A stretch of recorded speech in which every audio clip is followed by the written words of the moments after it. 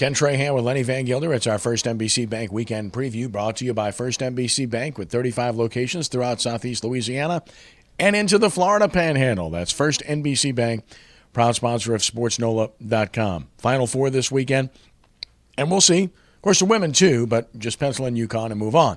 With the men, it's a different story. You've got 4 teams, all of whom are capable of winning, including Syracuse, who's playing like a team that is on a mission. Their 2-3 zone is always baffling. They're athletic. They're playing with house money. They're loose as can be. They've got a great coach. So I give them a real shot. I wouldn't rule it out, certainly. I mean, they've got to play North Carolina. I think North Carolina is playing better than anyone right now. If I didn't fill out a bracket, but at this point I would say I would expect to see a North Carolina-Oklahoma final. And that, to me, would be the most entertaining final you could have out there. It could be up and down. If that's the case, you may see a game on Monday night that's in the it's in the 80s or 90s if those two teams end up in the finals, because they both like to get up and down the floor. And I think Buddy Hield is certainly could be the college player of the year.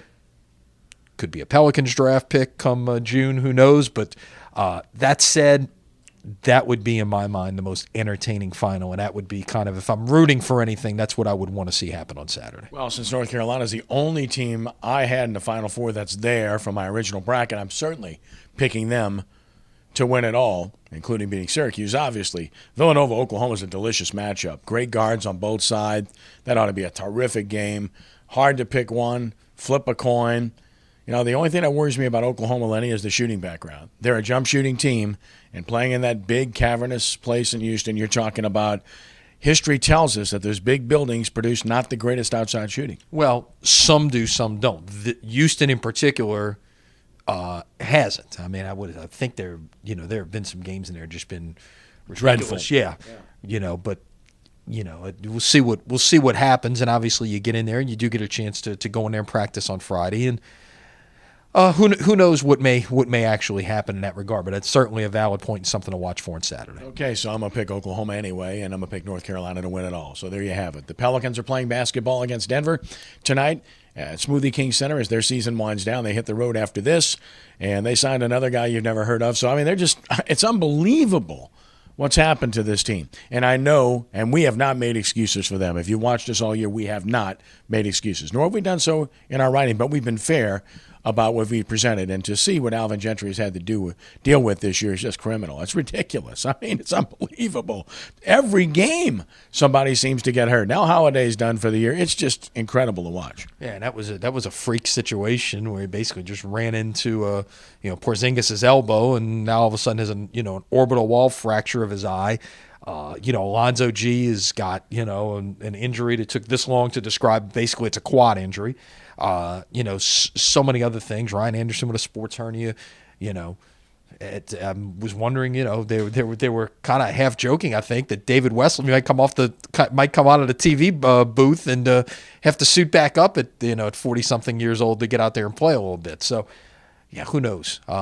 You're playing out the string, obviously, and as we mentioned before we went on air here this morning, the most entertaining basketball of the weekend at Smoothie King Center might be the Harlem Globetrotters on Saturday. There you go. There's a shameless plug. It's all good, though. College baseball, and LSU trying to get back on track. They go to Auburn now. It's a road series, which is always tough, but Auburn's probably a bottom feeder in their division, so they've got to make hay in this series. Tulane on the road at UConn, coming off of a huge win over LSU. UNO against Troy, a very good program there, and UNO's RPI still high. They're coming off of a midweek win. And a big series between Southeastern and Nichols. Nichols coming off of a big win over Louisiana Lafayette.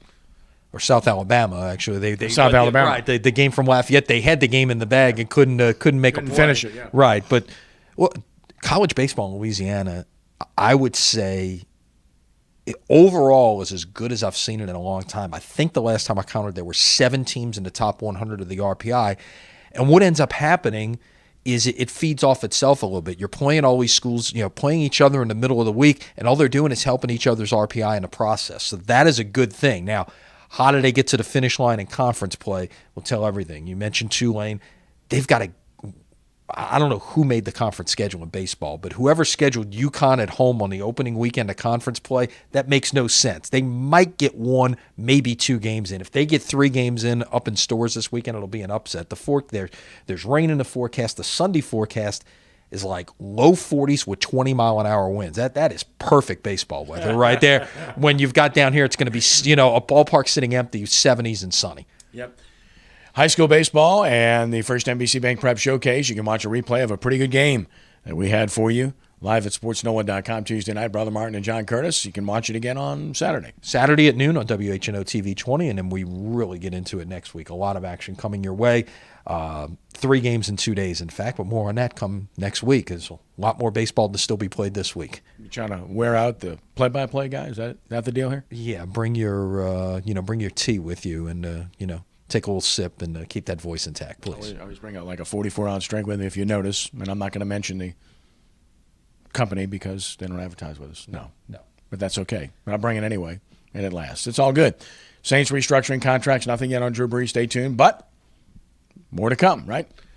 Yeah, got to make some room, and obviously the draft is not too far away. You got to have a certain amount of draft or a certain amount of cap space by draft day. The draft order is now final. All the supplemental picks have been awarded. The Saints not part of that. They really haven't been part of that over the years because they haven't been one to let more free agents get away than you sign. So that makes it hard to gain picks.